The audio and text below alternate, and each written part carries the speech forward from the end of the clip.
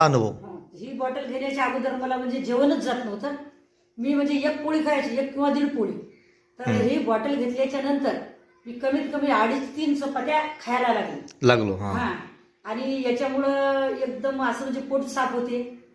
म्हणजे ज्यावेळेस पोट जर साफ झालं आपलं तर आपल्याला जेवणाची इच्छा उत्पन्न होते. त्याच्यामुळे मला कसं झालं याचा अनुभव मुख्य म्हणजे पोट साफ होत गेलं आणि त्याच्यामुळे मला जेवण भरपूर जाऊ लागलं. बरोबर आहे. किती दिवस मी कमीत कमी 8 दिवसाचा अनुभव सांगा. 8 दिवसाचा अनुभव आला तुम्हाला. 8 दिवस.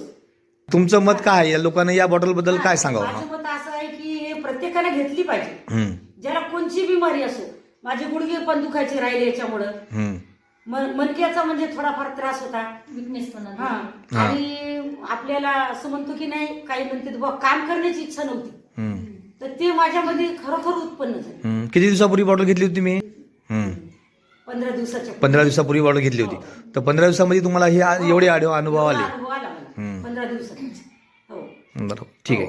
तर हे प्रत्येकानं असं घेतली पाहिजे. माझी एक इच्छा आहे बाबा, म्हणजे प्रत्येक जण असं कसं दवाखान्यात जातात. दवाखान्यात जातात आपण लाखो खर्च करतो, हजारो खर्च करतो, डॉक्टरला पैसे देतो आणि त्याच्या गोळ्या खाऊन आपण गोळ्या खाल्ल्याच्या नंतर आपलं एक पार्ट निकामी व्हायला गोळ्यामुळे.